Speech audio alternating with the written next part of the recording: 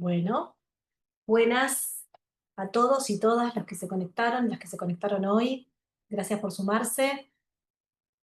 Yo quiero presentarles contarles un poquito que esta reunión que vamos a asistir ahora es una reunión dentro del marco de las reuniones de comisiones de estudio de la Asociación Argentina de Ética y Compliance.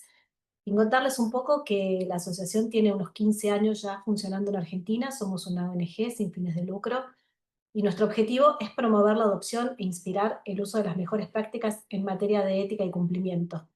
Y entendemos que las prácticas organizacionales tienen que ajustarse a las normas y las regulaciones aplicables, pero también a los principios éticos y de buenas prácticas de gobierno, control y transparencia. Empezamos o nacimos diciendo que nuestro lema es que lo correcto debe primar sobre lo conveniente.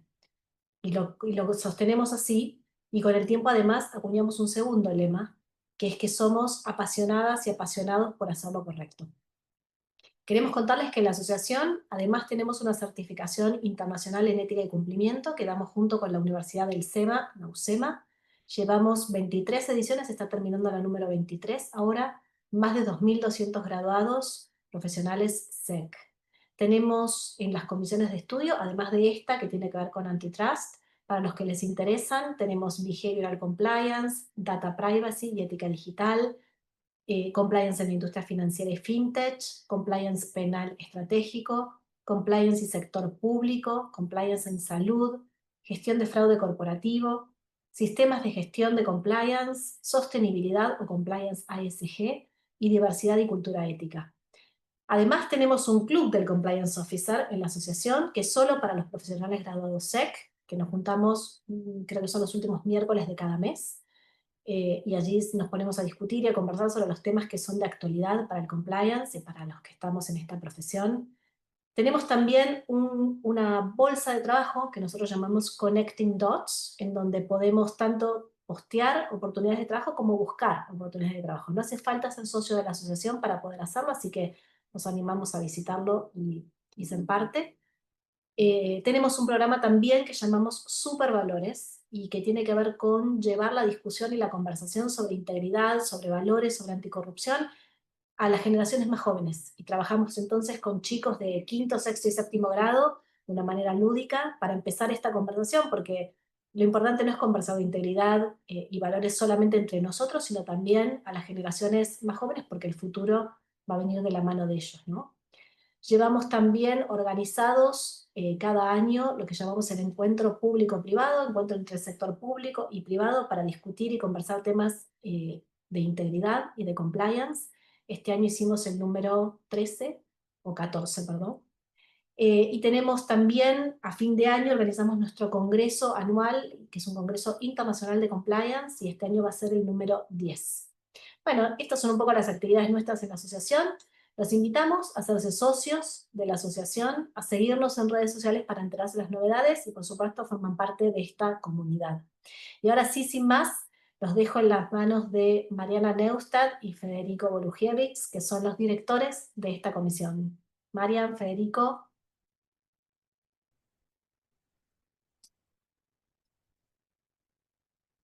Mariana, estás en mute, así que Ya aprovecha sé, para estoy saludar. muteada, estoy muteada. Buenas tardes a todos. Sean todos muy bienvenidos, somos un montón y eso nos pone muy contentos, así que bueno, gracias por sumarse.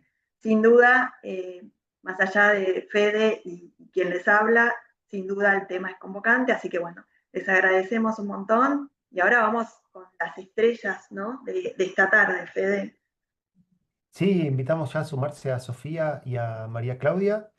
Eh, bueno, y mientras se suman yo las voy presentando para que vean las tremendas oradoras que tenemos en el día de hoy. Sofía es socia en el área de antitrust en Winston-Salem, en Nueva York. Sofía es especialista en temas de antitrust y sports. Ha representado a asociaciones deportivas, profesionales y jugadores en negociaciones de este tipo, en arbitrajes y en litigios relacionados con contratos, patrocinios, propiedad intelectual y cuestiones de defensa de la competencia. Y María Claudia Martínez Beltrán es socia en Martínez Quintero, Mendoza, González Laguado y de la Rosa en Bogotá, en Colombia. María Claudia también es especialista en temas de defensa de la competencia, en cuestiones de compliance y protección al consumidor, propiedad intelectual y protección de datos. Las dos tienen mucha experiencia en cuestiones antitrust y compliance y por eso nos pareció que estaba buenísimo invitarlas a compartir este webinar de hoy. Bueno, y vamos a arrancar, ¿no? Vamos a arrancar con María Claudia, si les parece. A ver, el deporte en todas sus formas está presente en nuestra vida cotidiana, eso no hay duda alguna. Tenemos realmente la posibilidad de tener el deporte todos los días, justamente con los derechos de televisación. Tenemos el deporte profesional, el deporte de elite, que lo podemos ver y está íncito en nuestras vidas todo el tiempo. De hecho, existen canales exclusivos. Si uno quiere cualquier deporte, tenemos canales exclusivos de televisión para acceder a ellos. Sin embargo, yo creo que cuando uno se pone a hablar, no es tan fácil entender cuál es la relación del deporte competitivo y la libre competencia. Entonces, me gustaría que María Claudia nos cuente un poco de qué se trata esto del relacionamiento entre la competencia deportiva y la libre competencia. Bueno, muchas gracias Mariana por tu pregunta. Quiero empezar por agradecer esta invitación a la asociación. De verdad, es un honor estar acá con ustedes, compartir esta hora con Sofi, con Fe y contigo, Mariana, y con todos los que nos acompañan. Esto además es un tema personal para mí porque yo fui deportista toda mi vida, incluso participé en la Liga Profesional de Fútbol Colombiano Femenino y, pues digamos que he vivido el deporte tanto como consumidora del espectáculo como deportista. Y realmente, aunque uno no crea, esto tiene toda la relación del mundo. Es decir, esto funciona gracias a que es un mercado especial. Y ya vamos a ver a qué se debe. Primero, es que lo que tú decías, Mariana, esto es un mercado, o el deporte en general, es un tema que es de social, ¿cierto? Y cultural. Esto está intrínsecamente relacionado como las poblaciones en general se van desarrollando. Y hay diferentes deportes que son populares en diferentes partes del mundo. En unos es el fútbol, en otros es el básquet, en otros es el béisbol. Y en realidad las masas se desarrollan alrededor de de ese sentimiento que genera ver uno su equipo, ver uno su atleta, ver el atleta de su país en competencias, y eso hace que pase algo que es extremadamente diferente a como normalmente funcionan los mercados, y es que nosotros los consumidores actuamos de manera irracional. Si yo tengo un equipo por el cual yo soy fanática de un equipo, yo voy a comprarme la camiseta o el uniforme de ese equipo, le esté yendo bien o le esté yendo mal. Bueno, de pronto algunas temporadas me resisto. Si digo, no, o esta vez no le está yendo bien, no me voy a comprar la camiseta. Pero al final no hay ninguna razón para que yo compre la de otro equipo, ¿cierto? Porque culturalmente me dijeron a mí, me heredaron ese amor por ese equipo. Entonces, en realidad, el consumidor actúa de manera irracional. No es el que lee los mejores resultados, el que uno va a empezar a seguir, o el que lee el mejor valor de la camiseta, el que uno va a comprar la camiseta, sino que uno actúa de manera irracional.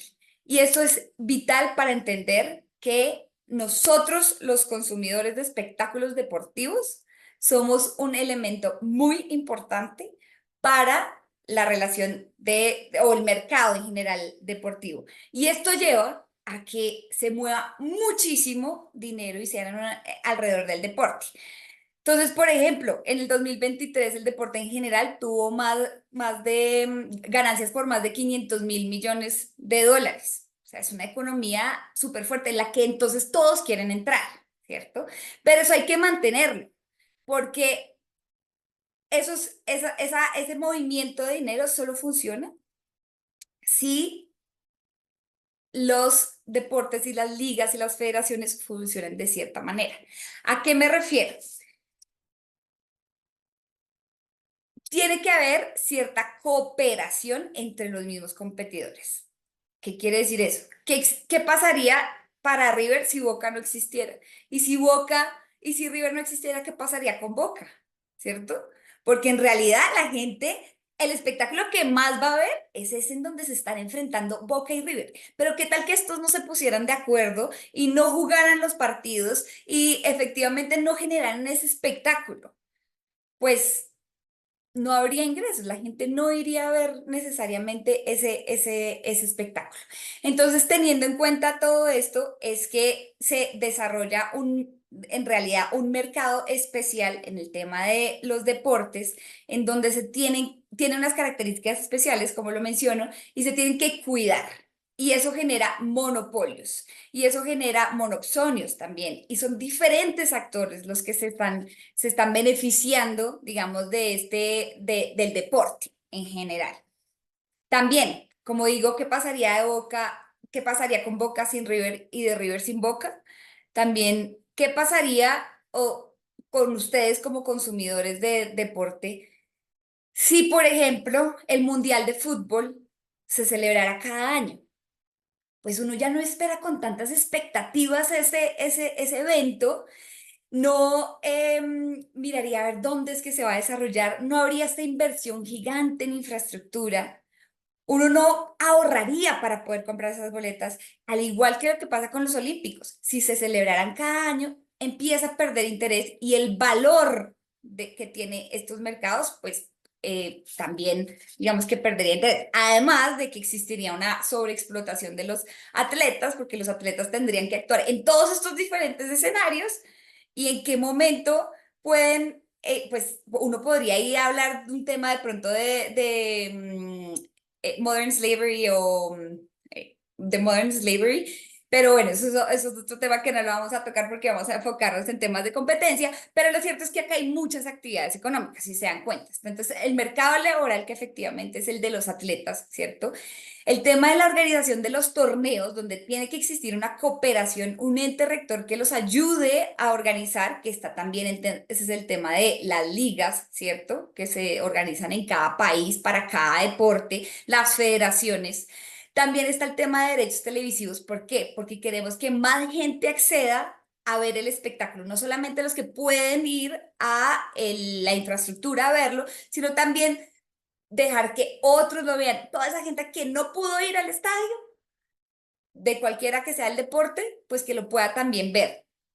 Y eso genera unos ingresos para los actores que actúan en ese mercado. También un tema de publicidad, ¿cierto? Por ese deseo y ese amor a los atletas, se genera una explotación de publicidad de los atletas, de las marcas, de los equipos.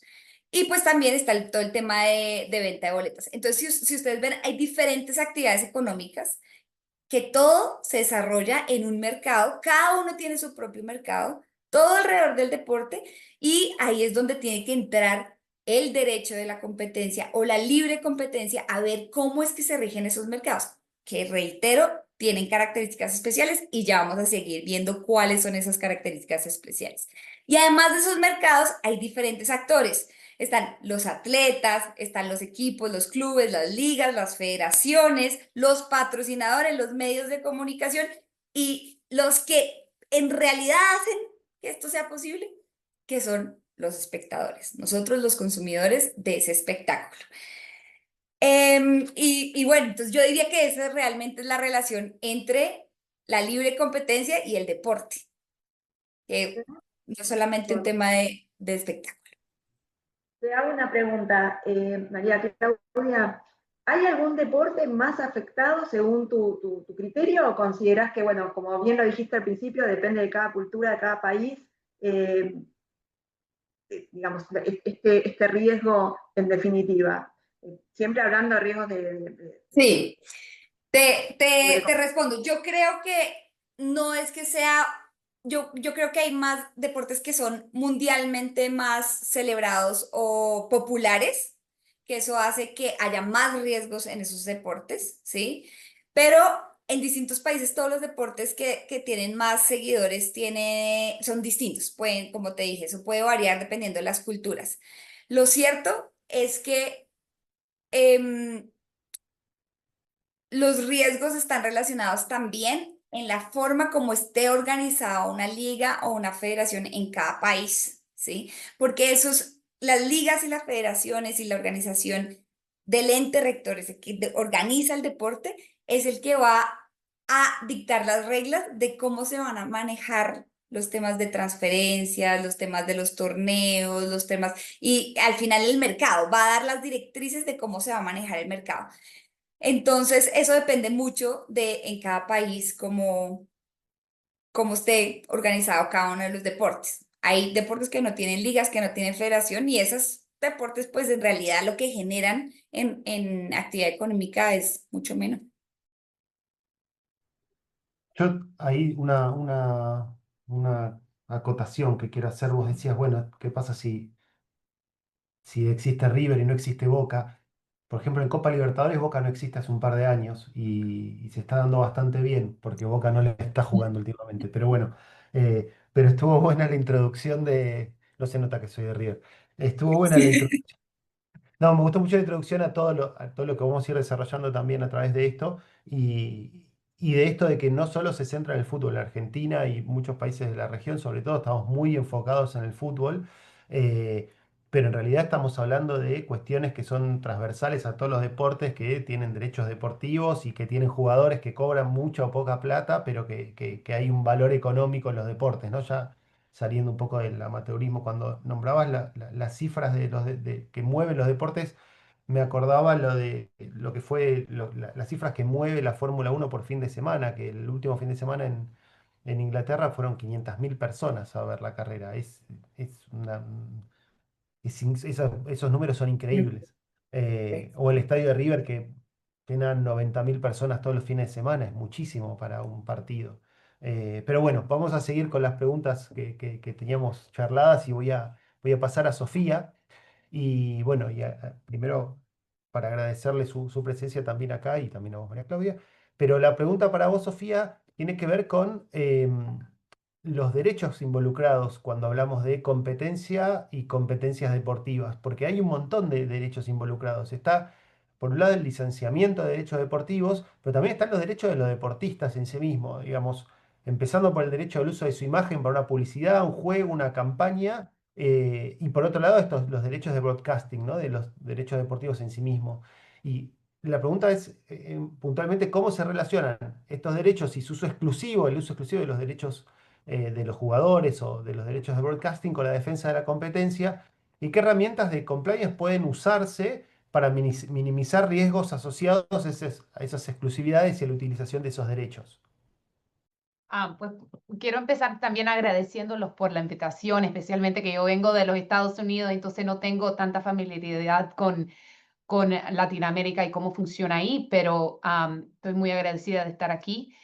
Y a mí me interesa, pues tengo un interés en deporte generalmente, pero también obviamente tengo un enfoque del lado de los Estados Unidos, que especialmente para esta pregunta lo encuentro apropiado, porque ahí obviamente los derechos, hay bastantes leyes, hay bastantes um, casos tribunales que han como avanzado esa área de ley. Entonces, eso puede ayudar también en los países de Latinoamérica, donde tal vez no hay tantas leyes y tanta guía en cómo manejar estos problemas. Ahí hay como un buen roadmap de cómo manejarlos en otros países.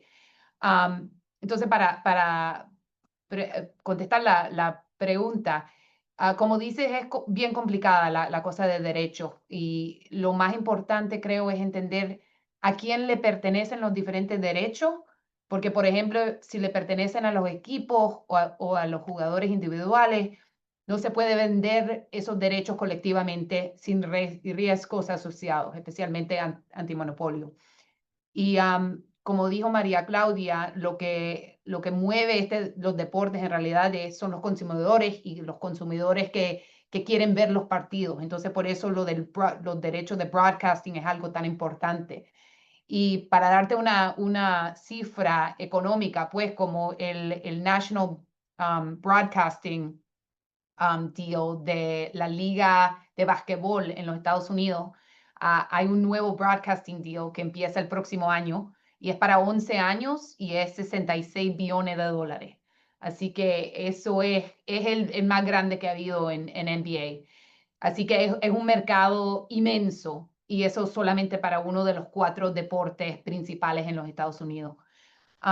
Entonces, pero pasando la página de ahí, empezando con los derechos de broadcasting, eso es una área en sí misma bien complicado, porque hay diferentes derechos de broadcasting. Hay los derechos nacionales, que son los que estoy hablando de este deal de 66 billones.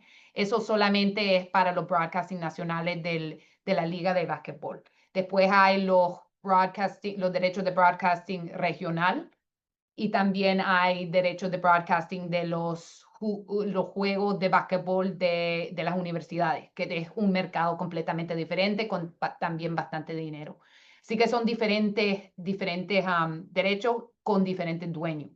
Entonces, ¿cómo llegamos a este nivel en los Estados Unidos para el broadcasting rights? Pues en realidad empezó que los equipos realmente son los dueños de estos derechos, no las ligas. Pero hubo una ley que pasaron en los Estados Unidos en 1961 que le dio una inmunidad de las leyes antimonopolio a las ligas principales de basquetbol, fútbol americano, hockey y béisbol. Entonces, esas 4 ligas se pueden colaborar para vender un paquete de broadcasting para todos los equipos en esas ligas. Esa ley no aplica, digamos, al MLS, que para nosotros es la liga de fútbol, así de soccer. No aplica porque, como mencionó María Claudia, es importante también entender cómo se formaron las ligas. Y la liga de soccer en nuestro país es lo que se llama un single entity. Entonces, la liga es el dueño de los derechos sin necesitar ninguna inmunidad ni nada, porque ellos son los dueños principales. Diferente que las otras ligas profesionales en los Estados Unidos, donde los equipos propios son los dueños. Así que la ley permite que estas 4 ligas se unen para vender esos derechos nacionales, pero también esa ley no aplica a los derechos de broadcasting regionales ni locales. Y una área interesante ahora es la área de streaming. Y porque streaming, digamos, Prime, así que Amazon Prime y YouTube ahora van a tener partidos, pero esos no están abajo de la protección de esta ley. Así que nadie ha todavía traído una demanda ni nada. Entonces, ahorita lo están haciendo todavía como una liga, pero técnicamente la ley no cubre cosas aparte de ese contrato de cable en donde el consumidor no tiene que pagar para el partido. Entonces la idea era que había un contrato nacional para todas las estaciones de cable, pero cualquier otra cosa que uno paga, que son como específicos broadcasting, eso le pertenece todavía a los equipos y técnicamente la liga no puede consolidar esos derechos sin meterse en riesgos de compliance o antimonopolio. Y entonces, pues es una área que aunque en los Estados Unidos hay contratos inmensos de bastante dinero, es todavía una área donde hay peligros porque hay consolidaciones que pudieran tener riesgo de demanda. Y como mencionaste, Fede, también hay los derechos individuales, que son de nombre, imagen, semejanza, y todo eso también tiene bastante dinero. Y esos derechos le pertenecen a los jugadores propios. Definitivamente se pueden consolidar porque así tienen más valor. Y también el problema es que cuando, digamos, un jugador tiene sus derechos de persona, pero es más difícil pues venderlo como solo una persona. Entonces tienen muchísimo más valor como grupo de jugadores de un equipo o grupo de jugadores de una liga. Entonces todo el mundo beneficia de un poquito de coordinación ahí, pero también hay peligro de riesgo de compliance, porque técnicamente no los puedes combinar a menos de que los jugadores cada uno pues acepte esa consideración. Entonces, por lo menos en los Estados Unidos, bastantes veces esos derechos se venden como grupo, pero de parte de un sindicato, porque eso como que protege a los jugadores para negociar para varios jugadores al mismo tiempo. Así que sé que eso es bastante, pero básicamente la idea es que hay bastantes derechos y es bien importante entender a quién le pertenece y cómo se pueden vender, porque las diferentes ligas, dependiendo de cómo están organizadas, eso afecta quién lo puede vender. Excelente, Sofía. Ahí, bueno, queda claro este movimiento y te agradezco que hayas terminado con la individualidad, porque justamente la siguiente pregunta tiene que ver justamente en otro de los puntos que consideramos que converge en la libre competencia y los deportes, que son las cuestiones relacionadas a los derechos laborales. Control de transferencias, topes salariales, bueno, todos estos temas que entiendo fueron objeto de análisis ya por las agencias de competencia en varios países. Entonces ahora le pregunto a María Claudia si podría contarnos un poco de estos casos, en qué deportes sucedieron, explicarnos cómo se dan esos problemas, cómo son abordados desde defensa de la competencia y qué desafíos plantea esto para las ligas de fútbol y los clubes desde el punto de vista de compliance. Te maté con todas las preguntas, María Claudia. Vamos a tratar de resolverlas todas, pero está perfecto. Y es demasiado interesante porque yo creo que para poder, yo les voy a contar sobre los casos que existen actualmente en Colombia y que están incluso en investigación. Les voy a contar por qué lo abrieron en Colombia. Esto claramente, lo que pasó en Colombia, de alguna forma es una copia de cosas que han pasado o casos que se han tenido a nivel mundial. Y están netamente ligados a lo que tú dices, el mercado laboral en el deporte. Que en la respuesta vamos a ver que ahí se empieza a identificar cuáles riesgos, a qué riesgos se enfrentan los equipos, a qué riesgos se enfrentan las ligas, a qué riesgos se enfrentan las asociaciones o los sindicatos o uniones de laborales de los deportistas, porque todos tienen que identificar esos riesgos, porque hay una línea, eso como les decía al principio, es un mercado muy especial y hay una línea muy gris entre qué puede ser justificado para actuar de una forma y qué no se puede justificar. Y ahí es donde ya se dispara el riesgo. Y pues es importante que las ligas, los equipos entiendan que ellos no están por encima del derecho de la competencia, que eso a veces es lo que uno ve, las reacciones que uno ve de los equipos de fútbol, de las ligas, es ¿cómo así que me están investigando? Si yo tengo el poder sobre el deporte, no. Existe el derecho a la competencia y el derecho a la competencia se puede meter en el deporte. Pero bueno, para hacer la cuestión un poco más didáctica, les cuento. Hay que entender el mercado de los derechos laborales en el deporte. Es muy diferente al mercado laboral en general, en que participamos todos nosotros. ¿Por qué? Son mercados supremamente concentrados de lado y lado. Yo les decía, hay monopolios tanto, tanto en el lado de oferta como en el lado de demanda. ¿Eso qué quiere decir? Hay una liga, ¿cierto?, en la que los deportistas solamente tienen opciones de unos equipos o de unos espacios. Cuando son deportes individuales, no a todo el mundo le dan la oportunidad de participar, solamente llegan los mejores, ¿cierto? Y si son 5 puestos los que hay para representar a cualquier país en un deporte, todos tienen que competir por ese puesto y tienen que demostrar que son los mejores y tienen que tener la habilidad de negociar también.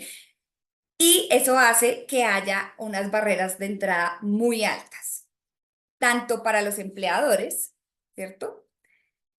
Porque son unos, es decir, para entrar a un torneo no es que cualquier día yo pueda decir, hoy voy a crear un equipo de fútbol o un equipo de softball o un equipo de béisbol y lo voy a inscribir a la liga. No, eso no es así de fácil. Hay unos cupos, ¿sí? Entonces los atletas solo pueden contratar con esos equipos, ¿listo?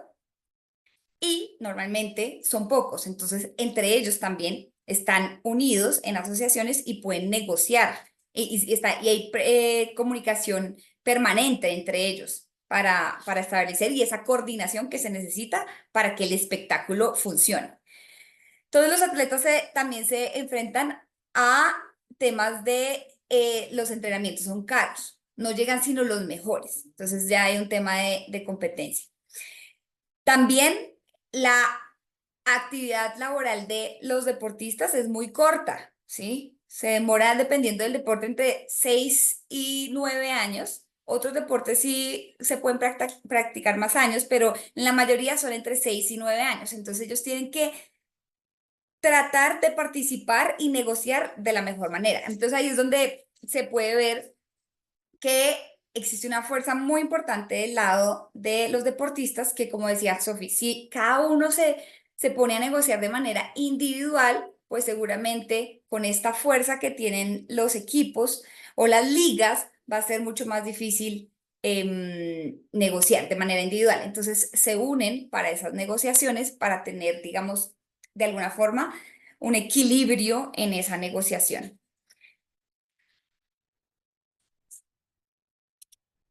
Entonces, ¿ahí qué pasa? Ahí tenemos que las asociaciones pueden imponer ciertas reglas y para que funcione el espectáculo se tienen que imponer ciertas reglas. Y como tú decías, Mariana, es muy importante ver el tema de las transferencias. ¿Cuándo se dan? Ellos, ¿qué tal que a mí hoy me dijeran, no, yo me quiero ir a trabajar a otra firma de abogados? Y me dijeran, no, lo siento, pero es que hoy no puedo renunciar, te toca esperar hasta diciembre y ahí sí puedes pasarte a otra firma de abogados. ¿Cómo así? Me están violando mi derecho, que en Colombia es un derecho fundamental al trabajo. Yo puedo irme cuando quiera, es mi voluntad.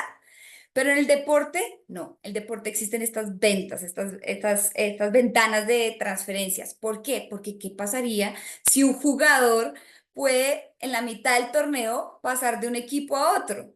Pues frente a los consumidores, nosotros los espectadores, los fans, no nos sirve. ¿Cómo así que yo voy a perder mi jugador estrella y que va a entrar al equipo que es mi rival directo y resulta que juega semifinales conmigo y la final con el otro equipo? No, sería un caos. Entonces, ahí hay una razonabilidad para imponer esas restricciones, para que funcione el espectáculo.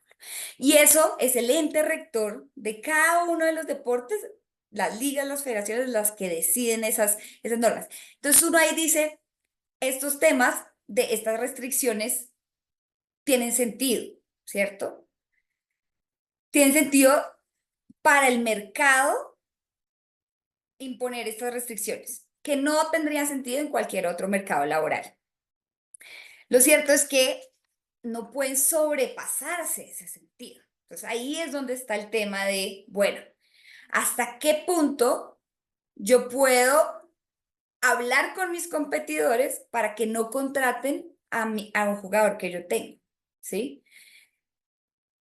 Todo esto está igual reglado dentro de los contratos laborales que tienen los jugadores. Esto es como una jurisdicción independiente, tienen sus propios tribunales, etcétera, pero en realidad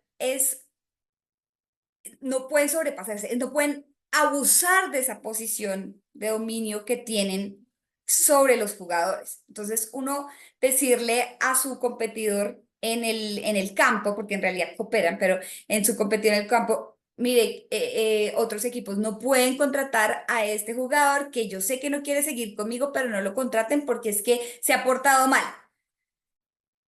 Eso ya están sobrepasando, o sea, le están impidiendo moverse y que el mercado laboral funcione. Entonces, eso es lo que ha pasado en los casos de competencia en el mercado laboral en Colombia, por ejemplo. Existen dos casos. El primero es de la Liga de Fútbol masculina y el segundo es de la Liga de Fútbol femenina.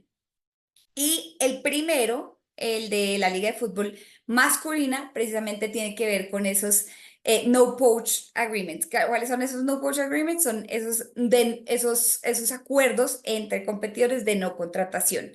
Entonces, lo que dice la Superintendencia de Industria y Comercio es que entre los equipos hubo comunicación que evidencia, o presuntamente evidencia hasta el momento, que hubo acuerdos entre los equipos para no contratar a jugadores de fútbol de cada uno de los equipos porque no querían que el contrato se les terminara y no pagar los derechos de transferencia, querían que que castigarlos porque querían terminar el contrato, cuando esto ya debería estar regulado dentro de los mismos contratos, pero entonces se ponían de acuerdo, o presuntamente se ponían de acuerdo con los otros equipos para que no pudieran transferirse y al final el afectado pues claramente es el jugador.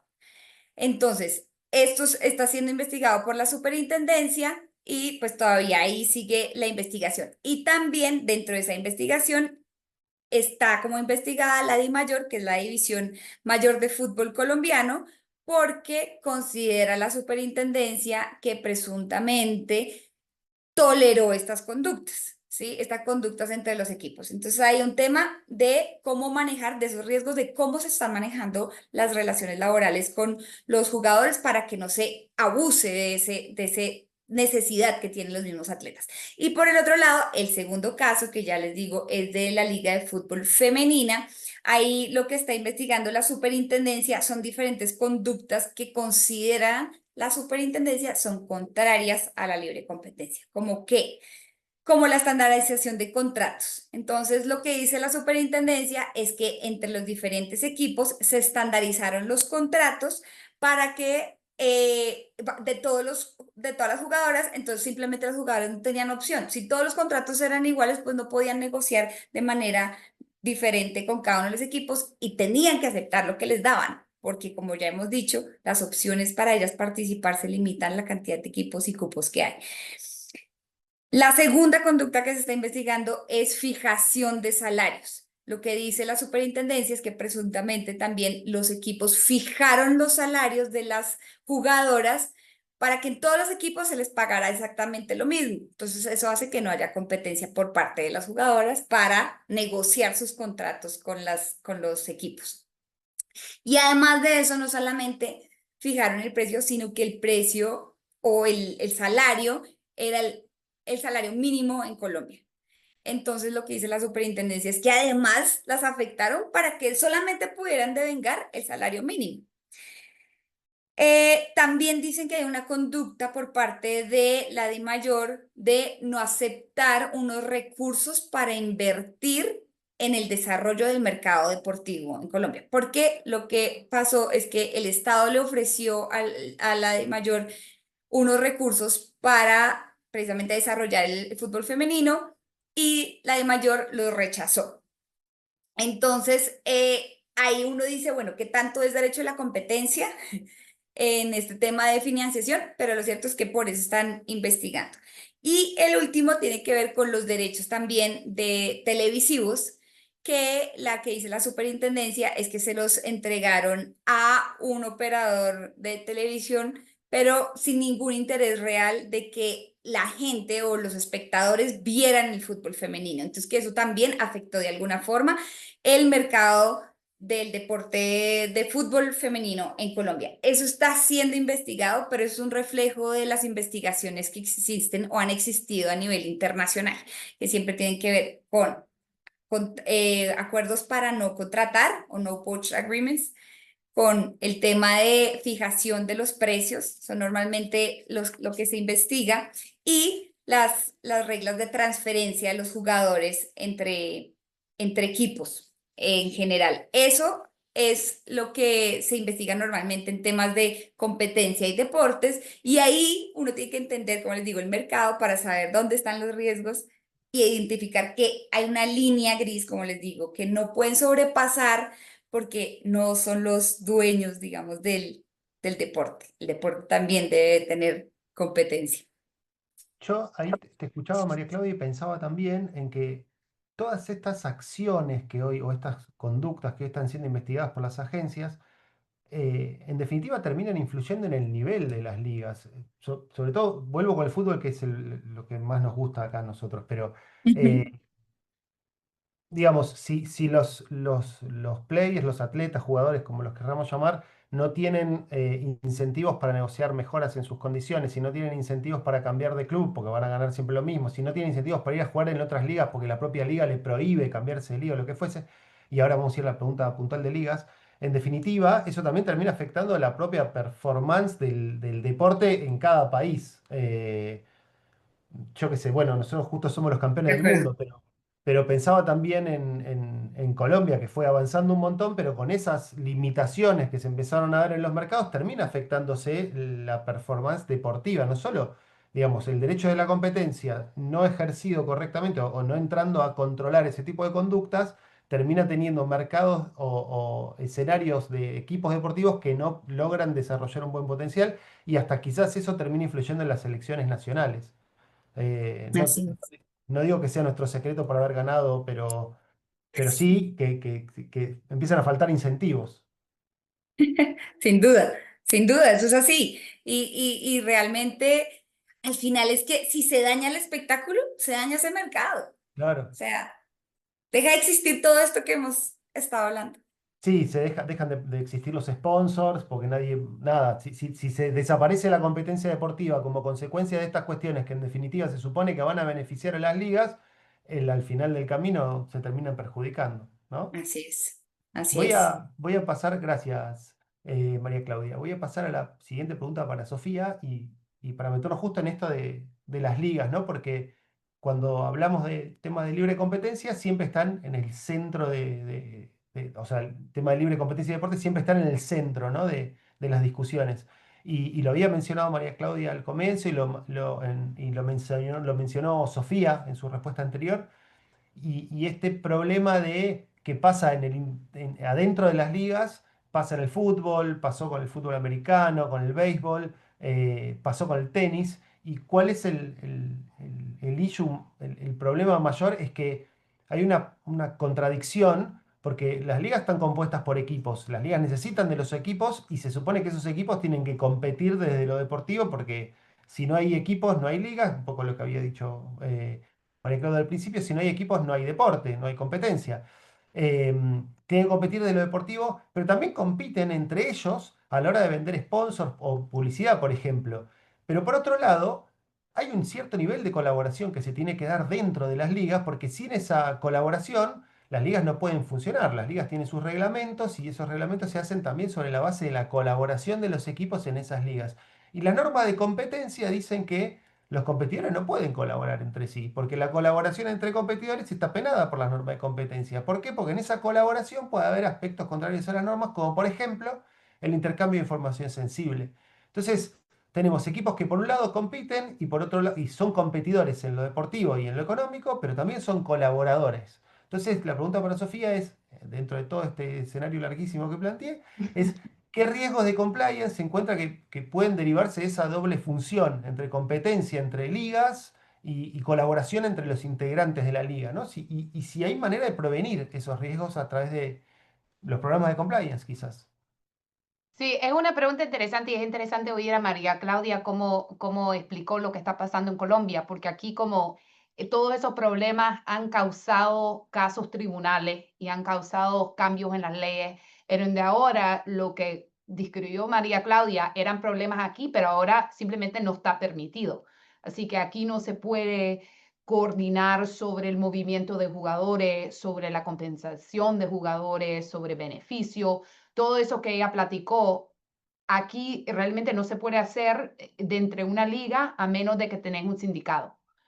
Y a los jugadores, entonces por eso las ligas principales aquí tienen sindicatos para poder negociar de entre la liga y los jugadores sobre esos movimientos, porque como tú dices, es una intersección complicada, porque sí, y hasta las cortes entienden que los equipos están allá de competir en el ámbito deportivo, son distintas franquicias de una liga deportiva, no son tanto competidores comerciales como socios, pues, interdependientes,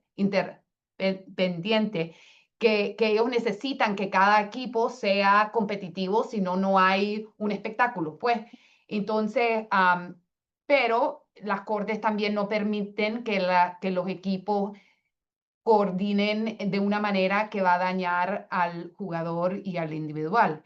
Así que aquí la solución ha sido sindicatos en realidad, porque eso le da una inmunidad a los jugadores, así negociar juntos como un grupo y así han podido poner las ligas, crear unas reglas que hablan sobre el minimum salary, sobre maximum salary, sobre drafts, sobre todo lo de movimiento de jugadores. Todo esto está hecho por el Collective Bargaining Agreement, que es lo que nosotros usamos, y de entre el sindicato y la liga. Entonces, eso se negocia, pero eso ha sido años de proceso donde empezó con los equipos así negociando individualmente, y eso causó problemas problemas legales que ahora ha creado el sistema que tenemos ahorita. Y eso es en el mercado laboral. También, pues, obviamente hay el problema de las licencias y cosas así. Ya hablamos de los derechos de broadcasting, pero aparte de los derechos de broadcasting, en realidad en los Estados Unidos todas las otras licencias se tienen que hacer independientemente, no se pueden coordinar. Y el caso principal en los Estados Unidos se llama American Needle versus NFL, que es de 2010, para decirles pues cuánto tiempo ha estado esta regla. Y ese caso básicamente dijo que the NFL no podía combinar los derechos de licencia para los diferentes equipos. Entonces, ese caso explica, y es el caso que todavía se usa cuando hay así casos legales de deporte, que explica que cada equipo es independiente, tienen que colaborar sobre las reglas del juego, sobre cosas básicas, y hay esa excepción del broadcasting, pero aparte de eso, son diferentes negocios que tienen que competir separadamente, independientemente, y si no lo hacen, entonces tienen riesgos de antimonopolio o de compliance. Así que pues hay bastante riesgo, y en el mercado laboral sigue siendo problemático, pues, a menos de que uno está así negociando en ese mundo.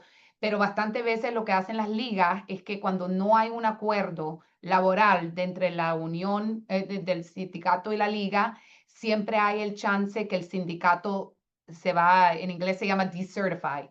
Entonces no va a haber un sindicato y después la liga no sabe qué hacer porque no puede negociar nada, no puede seguir la liga, y eso, cuando pasa eso es que pasan los lockouts, que es cuando se para la liga porque no se puede negociar nada. Así que esos problemas definitivamente existen aquí, pero la solución ha sido sindicato.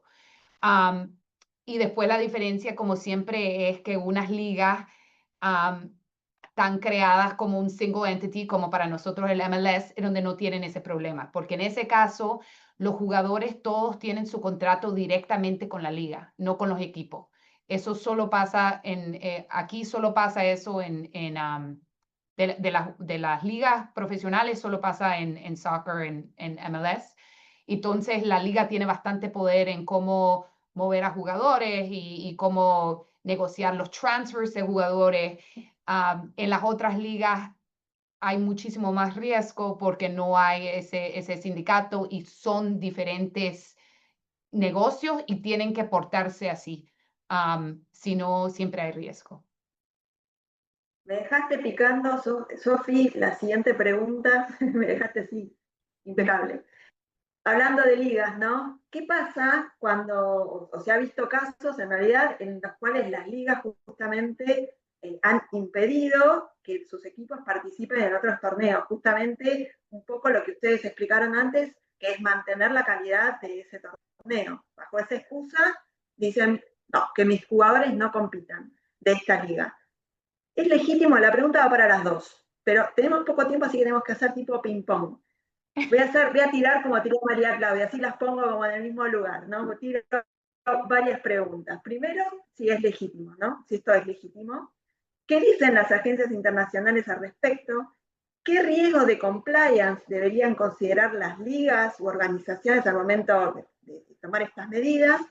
Y considerando, que hay la picante, considerando que se aproxima el Mundial de Fútbol, ¿qué deberían tener en cuenta para evitar abusos en posiciones dominantes? Bueno, si quieres ahí, Sofía, voy a dar una respuesta general y corta. Y es que la idea de que existan monopolios en los torneos y que sean pocos torneos tiene una razón porque si no se daña el espectáculo del deporte. Lo que les decía, si los equipos juegan 3 ligas, primero hay una sobreexplotación de los atletas. ¿cierto? Tendrían que jugar y ya incluso uno empieza a ver que los equipos se están quejando porque se están lesionando sus jugadores por esta cantidad de eventos a los que tienen que asistir. Pero dos, es que se daña ese espectáculo. Lo que les decía, ¿qué pasa si yo puedo ver a mi equipo hoy, mañana, pasado mañana? Hay Mundial 1 de fútbol, Mundial 2 de fútbol, olímpicos este año, el otro año, o 2 al año, pues habría 2 campeones olímpicos o medallas de oro olímpicas. Es decir, se empieza a perder el interés del espectáculo. Entonces se daña el mercado. Entonces hay razón para que existan monopolios. Pero ahí está el tema de, para mantener ese monopolio, no pueden abusar de esa posición dominante que tienen. Y saber que si hay un torneo que quiere seguir siendo el torneo estrella, pues tiene que dar la calidad y lo que está esperando el consumidor de ese torneo. Si existe otro, si sale otro que resulta que le empieza a competir para tener los equipos, para tener a los consumidores o los espectadores y los espectadores mismos se vuelcan a ese torneo, pues seguramente el otro va a dejar de existir, porque solamente, pues desde mi punto de vista, sí tiene razonabilidad que exista un monopolio, pero el mismo mercado es el que decide. Entonces, que no sea esta obligación de, entonces, si quieren participar en otra liga, pues yo les voy a decir que si participan en esa liga, no pueden participar en mi liga. Esos son ahí es donde está el riesgo de ese abuso en esa posición dominante. Y es lo que tienen que tratar de prevenir los oficiales de cumplimiento, los programas de compliance, para que no se entienda que porque tienen la preferencia de los atletas, la preferencia de los equipos, la preferencia de los espectadores, puedan entonces tomar medidas que son abusivas para seguir teniendo el control, digamos, del deporte, ¿sí? Entonces, yo creo que sí, en cierta medida, se entiende que se quiera seguir con un monopolio en los deportes, pero sin abusar de ese monopolio. Pero Y si vos lo es ves eso. desde el punto de vista más estricto de las reglas antitrust, en realidad estás creando una barrera y estás imposibilitando que cualquier otro venga, porque la calidad al torneo que se la da un estadio más lindo, más feo, o se la da que estén los equipos. Tienen que estar los Ujú. equipos.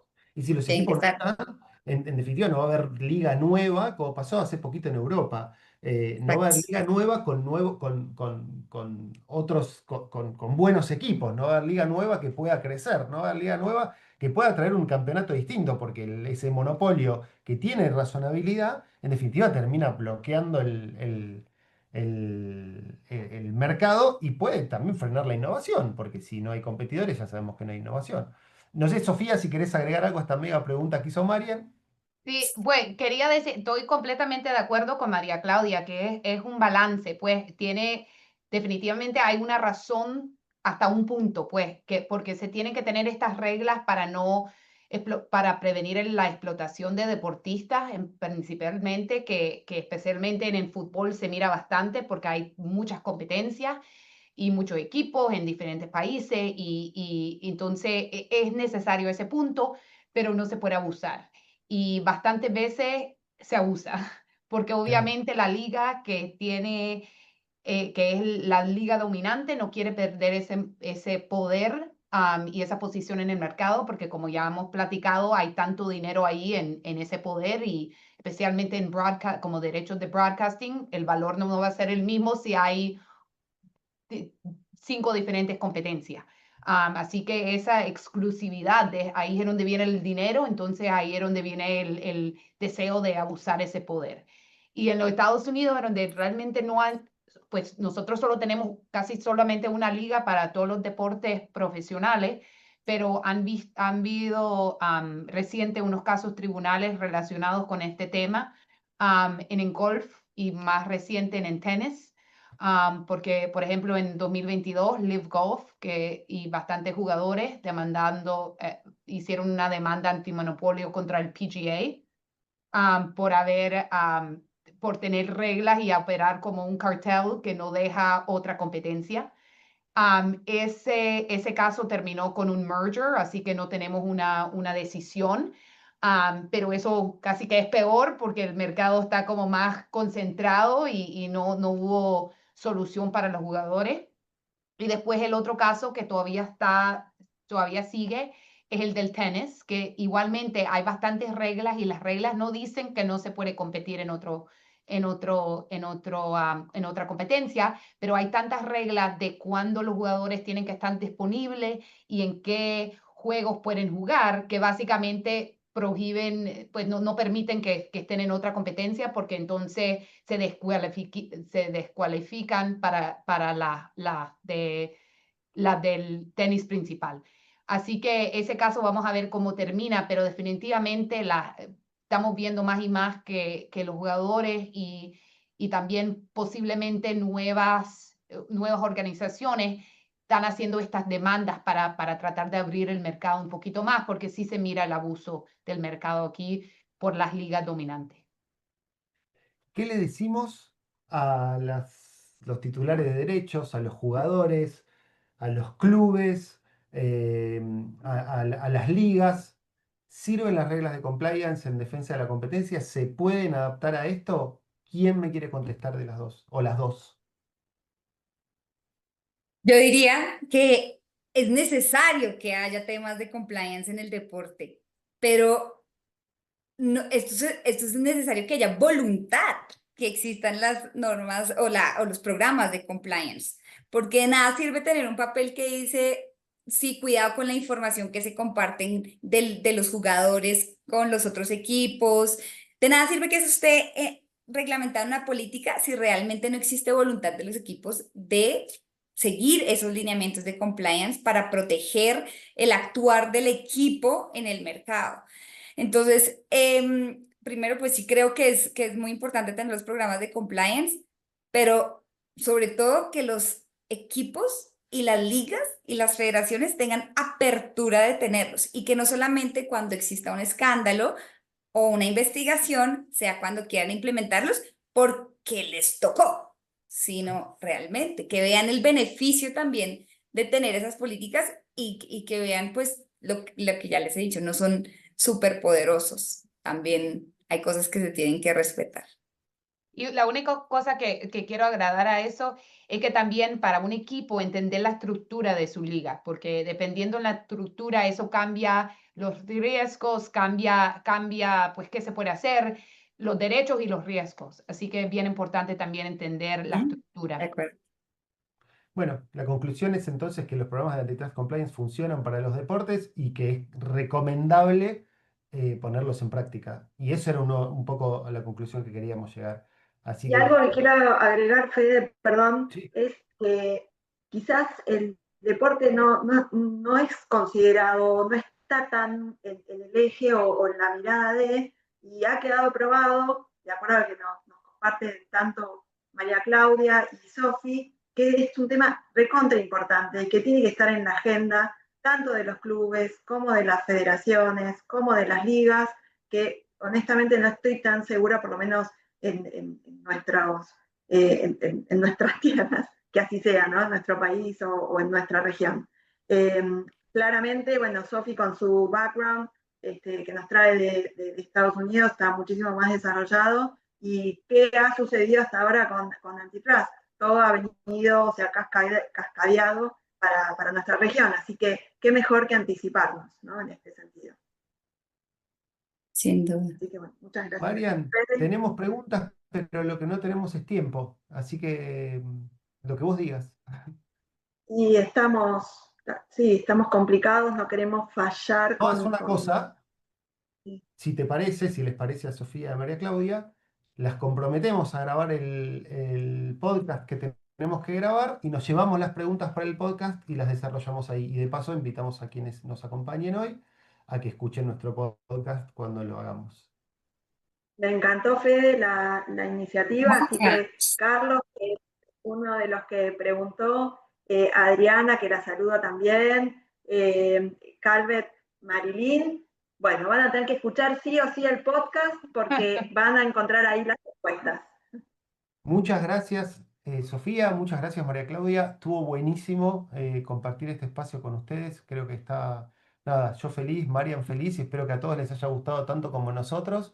Y bueno, y ya las dejamos comprometidas para el podcast de la Asociación Argentina de Ética y Compliance que vamos a grabar en estos días. Buenísimo, muchísimas gracias por la invitación nuevamente y esto apenas fue un abrebocas, porque una hora para todos estos temas es muy difícil, No hay tenemos que manera. seguir participando. De acuerdo. Muchas gracias. Gracias, que estén muy Gracias, Chao. bien. nos vemos, Chao. hasta luego.